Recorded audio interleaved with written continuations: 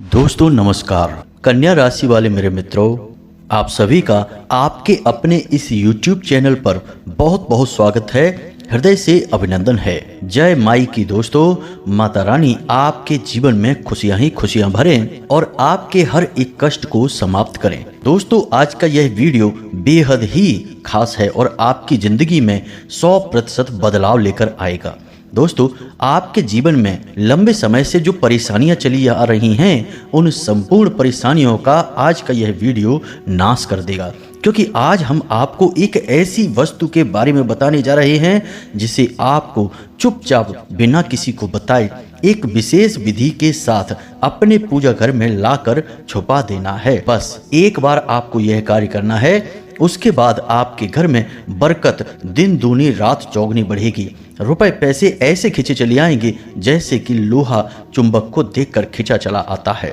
जी हाँ दोस्तों, माता लक्ष्मी आपके घर में हमेशा हमेशा के लिए निवास करने लगेंगी। और सबसे बड़ी बात दोस्तों कि आपके घर में यदि किसी प्रकार की नकारात्मकता है, कोई तांत्रिक क्रिया है, भूत प्रेत की ऊर्जा है, तो वह भी तुरंत आपके घर को छोड़कर भाग जाएगी। इस एक चीज में इतनी अधिक सकारात्मक ऊर्जा है कि यह आपके घर को पूरी तरह से शुद्ध कर देगी, साफ कर देगी।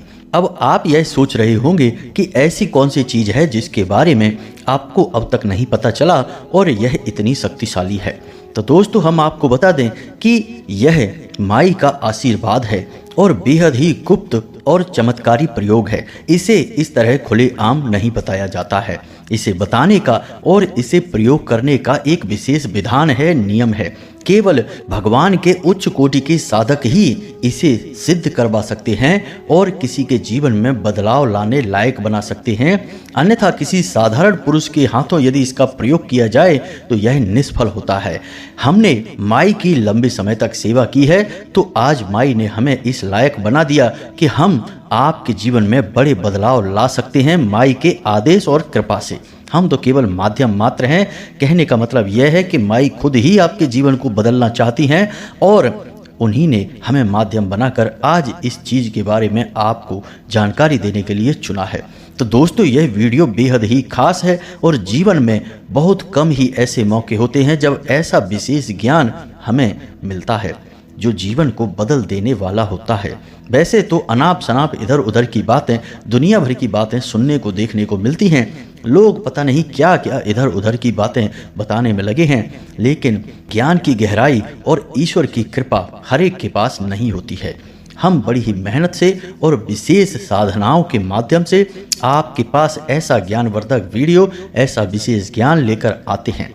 तो आप हमारे इस वीडियो को पूरा देखें, तब तो हमारी मेहनत सार्थक है, माई के प्रति हमारी भक्ति भी सफल है, अन्यथा सब कुछ बेकार है। जी हाँ दोस्तों, एक बार आप इस वीडियो पर आए हैं तो यह भी माई की ही इच्छा है जो आपको यहाँ तक खींच कर लाई हैं। अन्यथा YouTube पर लाखों वीडियो डले हैं, आप कहीं भी घूमते रहते, लेकिन आज आप यहाँ आए हैं तो यह भी माई की विशेष कृपा है आपके ऊपर। वे आपके जीवन में बदलाव लाना चाहती हैं। तो अब इस बात के महत्व को समझिए दोस्तों। हर बात हल्की नहीं होती है और हर बात को यूं ही हवा में नहीं उड़ाया जाता है, अन्यथा जीवन कब हवा हो जाता है पता नहीं चलता है। फिर आपके ऊपर यही कहावत चरितार्थ होगी कि अब पछताए होत का जब चिड़िया चुग गई खेत।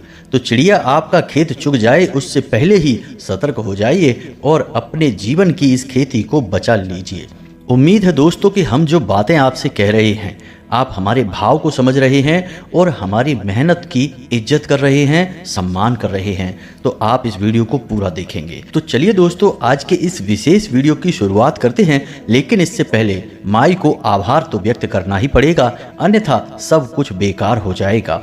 तो माई को आभार करेंगे। कमेंट बॉक्स में एक बार नहीं 3 बार लिखना, जय माँ भद्रकाली कृपा करो। माई की आपके ऊपर पूरी कृपा होगी, हमें पूर्ण विश्वास है। हम भी माई से दिन रात यही कामना करते हैं कि हमारे हर एक व्यूअर, हर एक सब्सक्राइबर जो हमारे परिवार के सदस्य हैं, इन्हें कहीं भी किसी भी प्रकार की तकलीफ नहीं होनी चाहिए। इनके जीवन के हर एक कष्ट को हे माँ तू हर ले, बस यही हमारी माई से कामना होती है।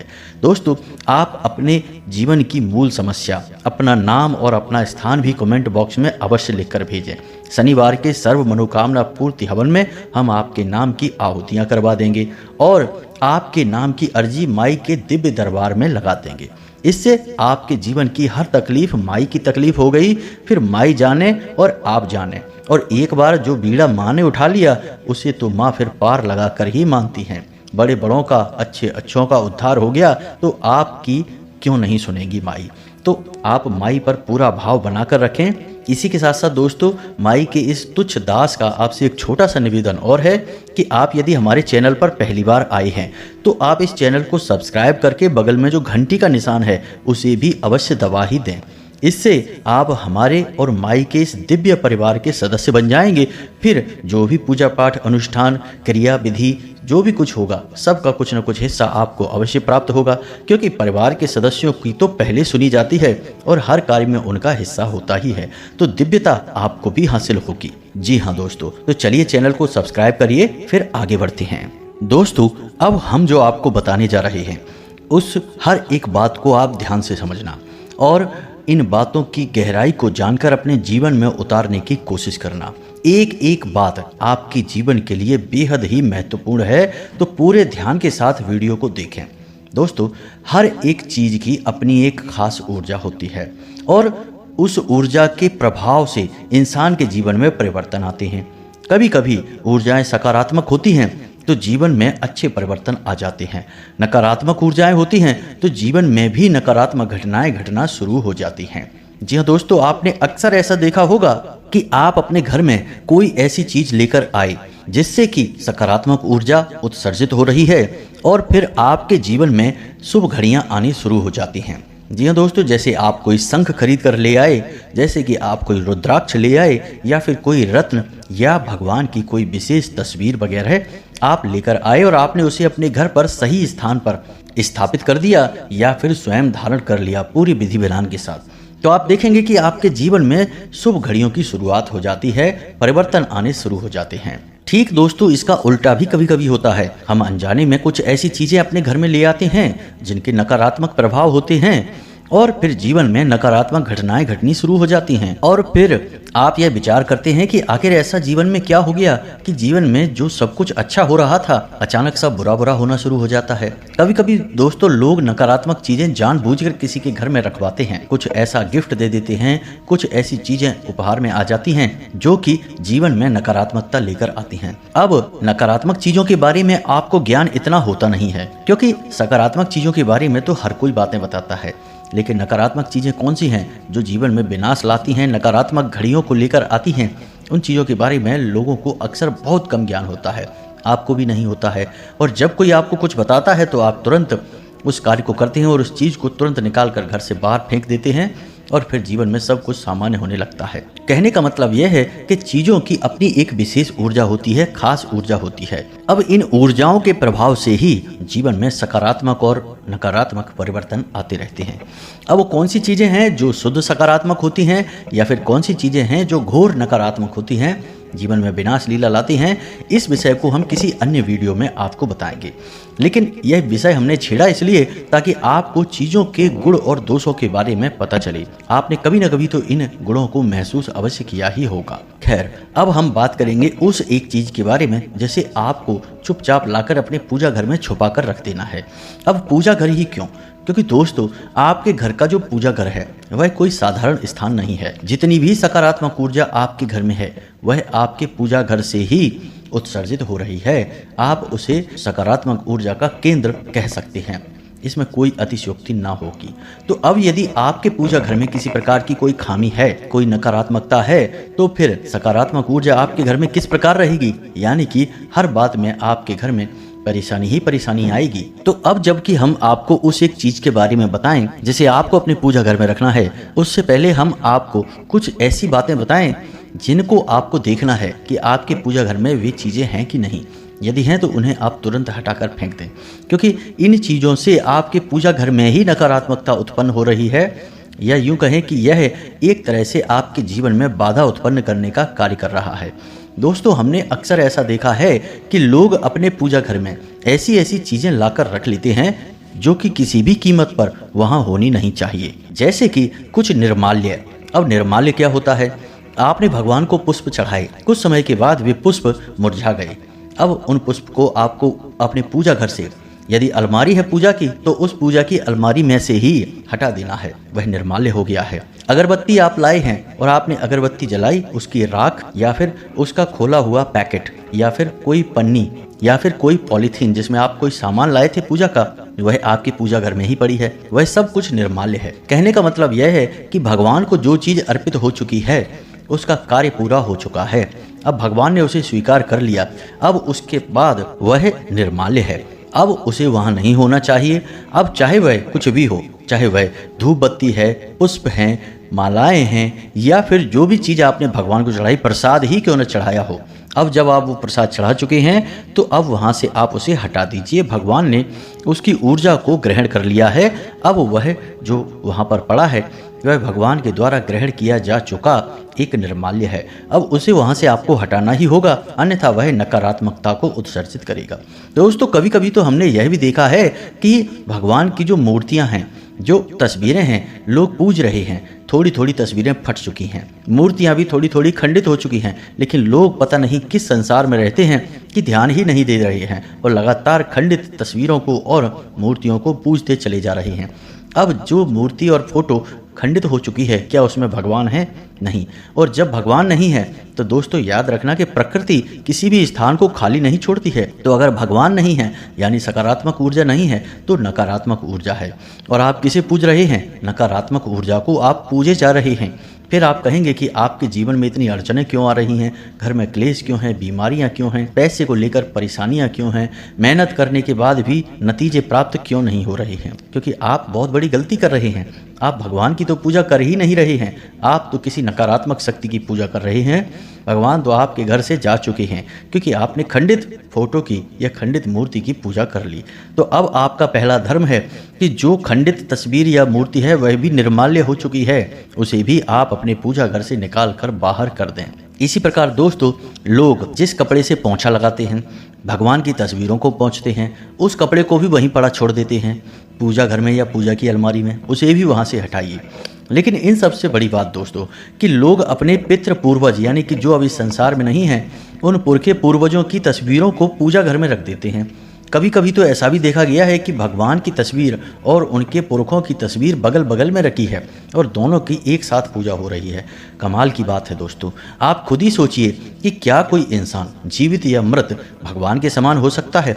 भगवान की तरह ही उसका पूजन किया जा सकता है? जी नहीं दोस्तों, यह तो भगवान का सरासर अपमान है। ऐसा तो सोचना भी महापाप है। फिर आप कहेंगे कि आपके घर में भूत प्रेत महसूस क्यों होते हैं, परेशानियां, अड़चन, रुकावटें क्यों आती हैं? बात तो वही है कि आप गलत कार्य कर रहे हैं। हो सकता है कि आपको इस बात की किसी ने जानकारी न दी हो, ज्ञान के अभाव में आप गलती कर रहे हैं। लेकिन दोस्तों याद रखना कि गलती चाहे जानबूझकर हो या अभाव में, गलती होती है, उसका दंड मिलता ही है। किसी तार में यदि करंट है तो आप चाहे जानबूझकर छुएं या अनजाने में छुएं, आपको झटका तो लगेगा ही। तो आप किसी भी इंसान की तस्वीर को अपने पूजा घर में नहीं रख सकते हैं। जी हाँ दोस्तों, चाहे वे आपके पितृ पूर्वज हों, आपके गुरुजन हों, कोई भी हो, आप किसी इंसान की तस्वीर को ना तो पूज सकते हैं और ना ही उसे अपने पूजा घर में रख सकते हैं। अब लोग प्रश्न करेंगे कि फिर हम अपने पितृ पूर्वजों की तस्वीर को कहाँ रखें? तो आप अपने घर के ड्राइंग रूम में, बैठक में, जहाँ भी चाहें वहाँ आप रख सकते हैं। अपने बेडरूम में भी नहीं रखना है दोस्तों, ड्राइंग रूम में रख सकते हैं, किसी ऐसे रूम में रख सकते हैं जहाँ लोग कम आते जाते हैं, जहाँ लोग बैठते हैं, बात करते हैं, चर्चा करते हैं, लेकिन सोते नहीं हैं, विश्राम नहीं करते हैं। और याद रखें कि जिस भी कमरे में आप अपने पितृ पूर्वजों की, अपने गुरुजनों की तस्वीर लगाएंगे तो उस कमरे की दक्षिणी दीवार पर ही यह तस्वीर लगाएं। यह विशेष बात है दोस्तों, क्योंकि दक्षिण दिशा पितृ पूर्वजों की दिशा मानी जाती है, यम की दिशा मानी जाती है। तो ये तो थी कुछ बातें जो आपको अपने पूजा घर के बारे में जाननी बहुत आवश्यक थी। अब हम आपको बताएंगे उस एक चीज़ के बारे में, क्योंकि दोस्तों देखो, पहले तो यदि आप सीधे सीधे उस एक चीज़ को लाकर अपने पूजा घर में रख लेंगे और पूजा घर में कई दोष हैं, तो इन दोषों के बीच उस एक चीज़ की ऊर्जा कभी भी आपको लाभ नहीं दे पाएगी। क्योंकि दोस्तों यदि शरीर में पहले से ही कई बीमारियां घर करके बैठी हैं और आप एक बीमारी का इलाज कर रहे हैं, तो क्या आप पूर्ण रूप से स्वस्थ हो पाएंगे? नहीं, बिल्कुल नहीं हो पाएंगे। तो आपकी यह पहली ड्यूटी है कि आप संपूर्ण बीमारियों का एक तरफ से इलाज करें, तब सारी बीमारियों से मुक्त होकर आप स्वस्थ इंसान बनेंगे। इसी प्रकार आप जीवन में भी स्वस्थ होंगे जब आप संपूर्ण इलाज करेंगे। तो आप इन चीज़ों को अपने पूजा घर से हटाइए। अब इसके बाद आपको वहाँ यह एक चीज़ लाकर रखनी है।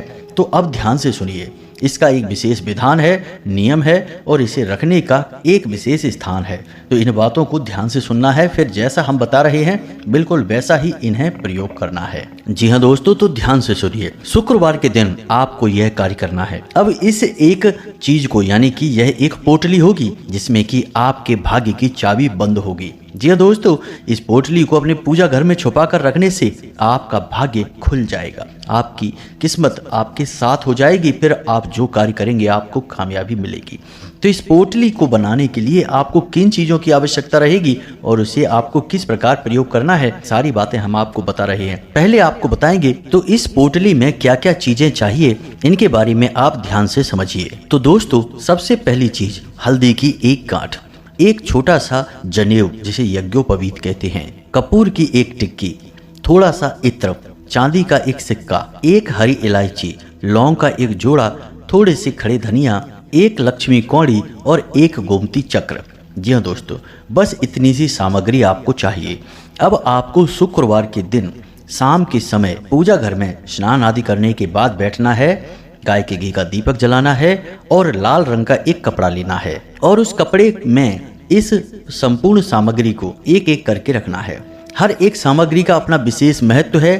हर एक सामग्री किसी न किसी शक्ति का प्रतीक है, जिसमें कि हल्दी स्वयं माता लक्ष्मी का प्रतीक है, भगवान श्री हरि विष्णु के पीताम्बर को दर्शाने वाली है। इत्र शुक्र का प्रतीक है और माता लक्ष्मी को बहुत अधिक प्रिय है। चांदी का सिक्का चांद को दिखाता है, धन को दिखाता है, माता लक्ष्मी का प्रतीक है। इसी प्रकार लौंग नकारात्मक शक्तियों को दूर भगाने का कार्य करती है और कपूर नकारात्मक शक्तियों को कभी भी आपके आसपास, आपके घर में आसपास भटकने नहीं देगा। इसी के साथ साथ दोस्तों, गोमती चक्र भगवान श्री हरि विष्णु के सुदर्शन चक्र का प्रतीक है और यह आपकी जीवन की हर एक बुराई और नकारात्मकता को काट देने का कार्य करेगा। तो इन सामग्रियों को आपको एक लाल रंग के कपड़े में पोटली बना लेना है और लाल रंग के धागे से ही पोटली को बांध लेना है, यानी कि उसका मुख बंद कर देना है। अब आपको उसमें गांठ नहीं लगानी है, क्योंकि गांठ लगाना हमारी सनातनी परंपरा के खिलाफ है। इसी के साथ साथ दोस्तों, आपको इस सामग्री को पोटली बनाने के बाद माता लक्ष्मी के चरणों में रखना है और दीपक जलाना है। साथ ही साथ माई को लाल रंग का प्रसाद अर्पित करना है, लाल पुष्प अर्पित करने हैं। संपूर्ण सामग्री माई को समर्पित करने के बाद माई से प्रार्थना करनी है कि हे माँ, हमारे जीवन में जितने भी दुख, कष्ट, तकलीफ, परेशानियां हैं वे सभी समाप्त हो जाएं और आप हमारे घर में विराजमान हो। माता लक्ष्मी से ऐसा आपको निवेदन करना है। इसी के साथ साथ आपको यह पोटली अपने पूजा घर में माता लक्ष्मी और भगवान श्री हरि विष्णु की तस्वीर के पीछे छुपा कर रखनी है। जिस तस्वीर में माता लक्ष्मी भगवान श्री हरि विष्णु के साथ हों, केवल उसी तस्वीर की आपको पूजा करनी है और उसी तस्वीर के पीछे आपको यह पोटली रखनी है। याद रखना दोस्तों कि जिस तस्वीर में माता लक्ष्मी अकेली होती हैं, उस तस्वीर में माता का वाहन उल्लू होता है और जब उल्लू पर सवार होकर माँ लक्ष्मी आएंगी तो वे कभी भी आपके घर से जा सकती हैं। इस वजह से यदि आपको माता लक्ष्मी की जीवन भर कृपा प्राप्त करनी है तो आपको माई के साथ साथ भगवान श्री हरि विष्णु की भी पूजा करनी होगी, क्योंकि जब भगवान श्री हरि विष्णु आपके घर में विराजमान हो जाएंगे तो फिर माता तो उनके पीछे पीछे अवश्य ही आएंगी। हमने सरल शब्दों में आपको इस विधान को समझाने की कोशिश की है। उम्मीद है कि जो बातें हमने आपको बताई हैं वे आपको अच्छी तरह से समझ में आ गई होंगी। अब यदि आपके मन में कोई प्रश्न उठता है तो आप बिना किसी चिंता के, परेशानी के आप कमेंट करके उस प्रश्न को पूछें। हम आपके प्रश्नों के जवाब देने की पूरी कोशिश करेंगे। इसी के साथ साथ दोस्तों, आज के इस वीडियो को विराम देते हैं। कमेंट में पूरे भक्ति भाव के साथ जय माँ भद्रकाली कृपा करो, जय माता लक्ष्मी कृपा करो अवश्य लिखना। माँ भद्रकाली और माता लक्ष्मी आपके ऊपर निश्चित कृपा करेंगी, आपका जीवन धन्य होगा, सुखमय होगा। हम भी माई से कामना करेंगे कि आपको हर एक सुख प्रदान करें। इसी के साथ साथ दोस्तों, आज के इस वीडियो को विराम देते हैं। मिलते हैं अगले ज्ञानवर्धक वीडियो में, तब तक के लिए धन्यवाद। जय माता की।